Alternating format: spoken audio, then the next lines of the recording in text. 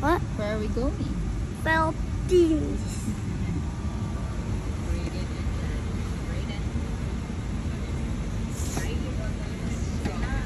Hi. Are you tired? Do you need a straight? I mean, how should I listen to this? Does it even have a... Later. Or should I plug this in? Huh? Plug my headphones in. I can't. Yeah, you can. Uh-uh. I don't know. Go figure it out. Ayun nga guys, nasa Philippine Airlines na kami, pauwi na sa Pinas at ito ang unang pagkain na sinerve nila, giniling. At kaya nga excited akong sumakay sa Philippine Airlines dahil sa mga pagkain. But tulog silang lahat kaya ako lang ang kumain at tapos nag-serve sila ng snacks after that. After siguro mga like 5 hours kasi nasa 14 hours yung duration ng flight. Ang kambal guys ay hindi masyadong kumakain sa airplane. Okay lang, ako rin naman hindi masyadong kumakain kasi baka nga mas makit yung tiyan ko nasa aeroplano ka, diba? So after siguro mga 9 hours na tulog sila, ayan, nagising.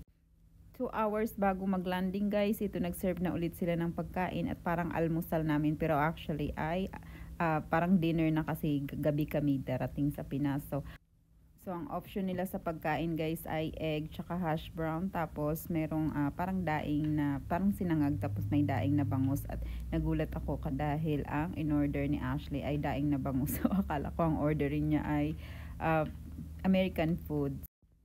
So dito ko na nga guys ikukwento ang nangyari pagdating namin sa Pinas. So bago kayo mag-check-in sa US ay hahanapan na kayo ng e-travel. Kaya naman a day before ng flight namin ay gumawa na ako ng e-travel.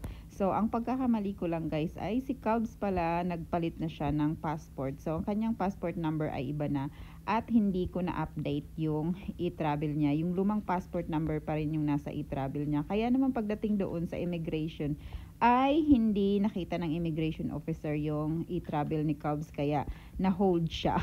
Ang hindi ko alam kung anong nangyari doon kay Ashley kasi ginawan ko rin naman siya at saka chinek naman yun doon sa US bago kami mag-check-in at meron naman siya, pero pagdating dito sa Pinas ay hindi rin nakita ng immigration officer sa website nila, kaya ayun, na-hold silang dalawa. So ang ending guys, ako lang at saka ang kambal lang nakalabas, tapos walang kaalam-alam ang dalawa kung anong nangyayari kasi ako yung kausap ng immigration officer. Nagawan ko nga daw ng e-travel yung dalawa at doon nga kinuha ko yung passport nila kaya litong-lito sila kung anong nangyayari. Alam nyo guys, ginagawa ko naman kasi to every year. So yun lang, pagkakamali ko lang, hindi ko na-update yung passport number ni Tad. Anyway, pagdating nga doon sa airport, nahirapan din akong gumawa ng e-travel kasi ang hirap connect sa wifi sa NAIA, no? Tapos nung ginawa ko na lang, ginamit ko na lang yung aking data, international data. Tapos nakakonect din naman ako, pero sobrang bagal kaya inabot ng 1 oras. 1 oras talaga bago sila nakalabas sa immigration.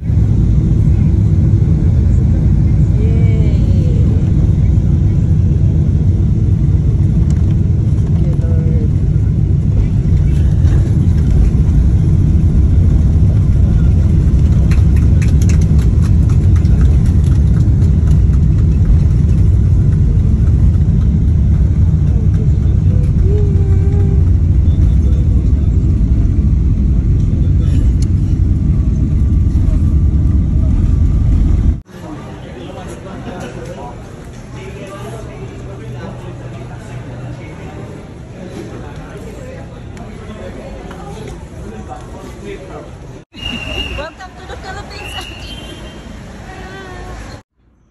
We're back. Boys, where are we? Philippines. Philippines. Nakarating din si Ashley finally. She made it. My body's so sore. The seat's all so good to lay down. Yeah. Ashley nag-order ng How did you get that shot from? that is good. Single. I got that Try it. shotgun early in the game. Actually. No, try a piece. Liempo. This. He does not like Try a this piece. one. Mabuti pa si What's that Ashley. name? I want to good. do that with you. He got sugar.